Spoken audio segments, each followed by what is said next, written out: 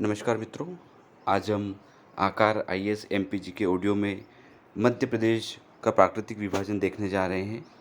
मध्य प्रदेश की भौतिक दशाएं व भू आकृतिक प्रदेश।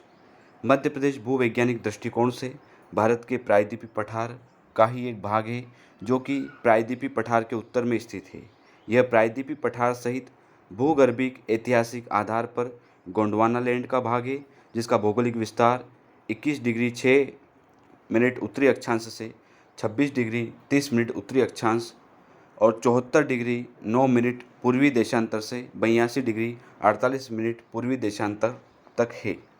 भौगोलिक दृष्टिकोण से देखा जाए तो मध्य प्रदेश के पूर्व में छत्तीसगढ़ का मैदान, पश्चिम में अरावली पर्वत श्रृंखला, उत्तर में गंगा यमुना का मैदान तथा चंबल नदी एवं दक्षिण में ताप्ती नदी घाटी तथा सतपुड़ा मैकाल पर्वत श्रृंखला विद्यमान है। मध्य प्रदेश की उत्तरी सीमा चंबल तथा दक्षिणी सीमा ताप्ती नदी बनाती है। मध्य प्रदेश में कहीं कहीं पर्वतीय श्रृंखलाओं का विस्तार है और कुछ में मैदानी क्षेत्रों का फैलाव है। भौतिक बनावट की दृष्टि से वर्तमान मध्य प्रदेश को मुख्य रूप से 3 भौतिक प्रदेशों में विभाजित किया गया है। मध्य प्रदेश का भौगोलिक विभाजन, जिसमें पहला है मध्य उच्च प्रदेश। यह मध्य उच्च प्रदेश 5 भागों में पुनः विभाजित है। मालवा का पठार, मध्य भारत का पठार, बुंदेलखंड का पठार, रीवा पन्ना का पठार, नर्मदा सोन घाटी।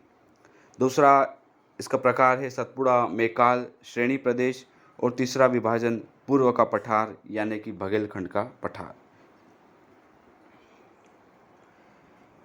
पहला विभाजन मध्य उच्च प्रदेश। मध्य उच्च प्रदेश एक त्रिभुजाकार पठारी प्रदेश है। यह प्रदेश के 2/3 से भी अधिक क्षेत्र पर स्थित है। यहाँ की नदियाँ अपने अफवाह तंत्र से वृक्षाकार प्रतिरूप का निर्माण करती है, जो नर्मदा सोन घाटियों एवं अरावली श्रेणियों के मध्य स्थित है। इसकी उत्तरी सीमा सामान्यतः यमुना नदी द्वारा बनाई जाती है। विंध्याचल, भांडेर तथा कैमूर की श्रेणियाँ मध्य उच्च प्रदेश के भाग है, जो नर्मदा सोन घाटी के उत्तर में स्थित है। प्राकृतिक कारकों की विभिन्नताओं के कारण इसे 5 भागों में बांटा गया है। मालवा का पठार, मध्य भारत का पठार, बुंदेलखंड का पठार, रीवा पन्ना का पठार, नर्मदा सोन घाटी। इसमें पहला है मालवा का पठार। मालवा का नामकरण अत्यंत प्राचीन मलव जाति के नाम पर हुआ। मलव जाति का सर्वप्रथम उल्लेख ईसा पूर्व 5वीं सदी में मिलता है, जो मूलतः पंजाब तथा राजपूताना क्षेत्र के थे। सिकंदर के आक्रमण के बाद यह अवंती व आसपास के क्षेत्र में आकर बस गए।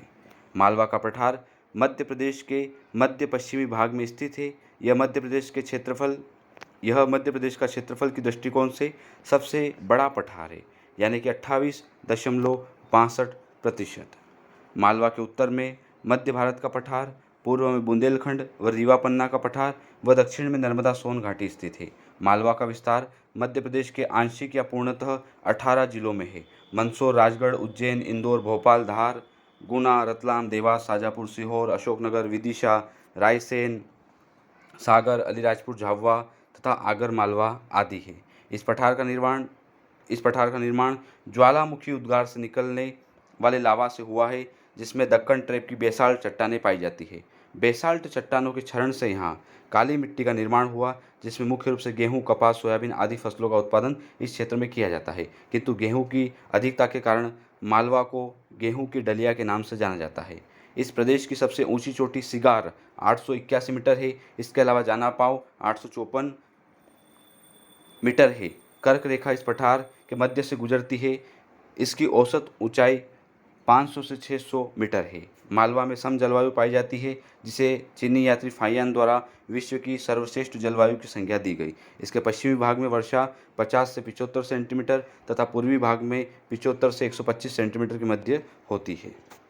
मालवा का पठार राज्य का औद्योगिक तथा कृषि संपन्न क्षेत्र होने की वजह से अधिक विकसित है, इसलिए यहाँ जनसंख्या घनत्व भी अधिक है। सूती कपड़ा उद्योग में इंदौर मुख्य केंद्र है, इसलिए इसे मध्य प्रदेश का मैनचेस्टर कहा जाता है। साथ ही इंदौर मध्य प्रदेश की व्यावसायिक एवं खेल राजधानी के नाम से भी जाना जाता है।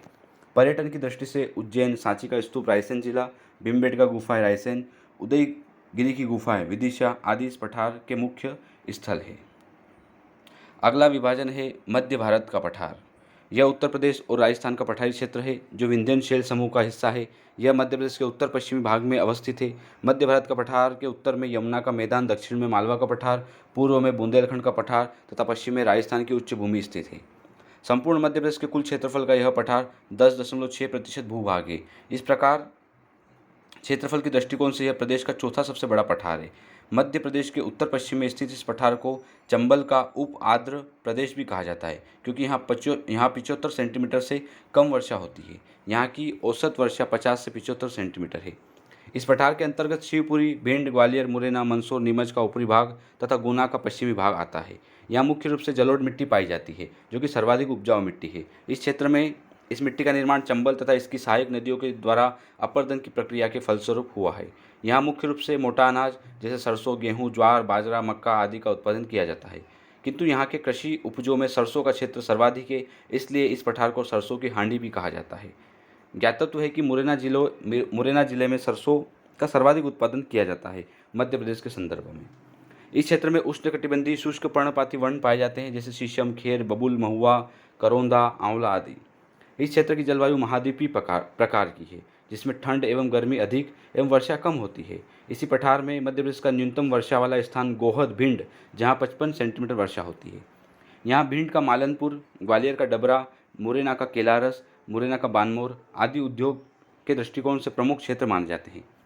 पर्यटन की दृष्टिकोण से अटेर एवं गोहद का किला भिंड, ग्वालियर का किला संबलगढ़ एवं कुतवार का किला मुरैना में, नरवर का किला शिवपुरी आदि महत्वपूर्ण स्थल है। यहाँ के दर्शनीय स्थल सास बहु मंदिर, तेली का मंदिर, शहीद मंदिर, 64 योगिनी मंदिर मुरैना और दाताबंदी छोड़ गुरुद्वारा ग्वालियर आदि हैं। मध्य प्रदेश के उत्तर पश्चिमी क्षेत्र में मध्य प्रदेश की अति पिछड़ी सहरिया जनजाति पाई जाती है। सहरिया जनजाति का संग्रहालय श्योपुर जिले में स्थित है। मृदा अपर्दन इस क्षेत्र की प्रमुख समस्या है। बीहड़ की समस्या से प्रभावित जिले श्योपुर, भिंड, मुरैना है। अगला विभाजन है बुंदेलखंड का पठार। बुंदेलखंड का पठार मध्य भारत के पठार के पूर्व में तथा रीवा पन्ना के पठार के उत्तर पश्चिम में। इस पठार के उत्तर में यमुना का मैदान है, दक्षिण में विंध्याचल स्थित है। यह मध्य प्रदेश के कुल क्षेत्रफल का 7.6% है। असमान तथा मिश्रित मिट्टी वाला यह पठार नीस एवं ग्रेनाइट से बना है, जिसका ढाल उत्तर पूर्व की ओर है। भू आकृति की दृष्टि से यह पठारी भाग मैदानी और उच्च भूमियों में विभाजित किया गया है। यह पठार 3 ओर से अर्धचंद्राकार पन्ना श्रेणी, बिजावर श्रेणी, नरहट, स्कॉर्प तथा चंदेरी पाट से घिरा हुआ है। इस क्षेत्र की जलवायु महाद्वीपीय प्रकार की है। यहाँ औसत वर्षा 75 से 100 सेंटीमीटर है। इस क्षेत्र में सागौन, खेर, तेंदुपत्ता, महुआ आदि वन पाए जाते हैं तथा ज्वार, गेहूँ, तिल, अलसी इस क्षेत्र की प्रमुख फसलें हैं। इस प्रदेश की मुख्य नदियों में सिंध, पहुज, बेतवा, धसान, केन आदि नदियाँ मुख्य है, किंतु बेतवा बुंदेलखंड की जीवन रेखा कहलाती है। इस पठार के अंतर्गत छतरपुर, टीकमगढ़, निवाड़ी, दतिया जिले की भांडेर तहसील, भिंड जिले की लाहर तहसील, शिवपुरी जिले की करेरा तहसील तथा ग्वालियर की डबरा तहसील एवं उत्तर प्रदेश के कुछ भाग जैसे हमीरपुर, बांदा, इटावा, ललितपुर, झांसी आदि शामिल है। पर्यटन की दृष्टिकोण से विश्व प्रसिद्ध खजुराहो के मंदिर छतरपुर में, ओरछा का दुर्ग निवाड़ी, पीताम्बरा शक्तिपीठ दतिया, सतखंडा महल दतिया, राम राजा मंदिर ओरछा आदि दर्शनीय है। औद्योगिक दृष्टिकोण से चंदेरी, अशोकनगर, प्रतापपुरा, निवाड़ी प्रमुख है। बुंदेलखंड के पठार की ऊंची चोटी सिद्ध बाबा 1172 मीटर है।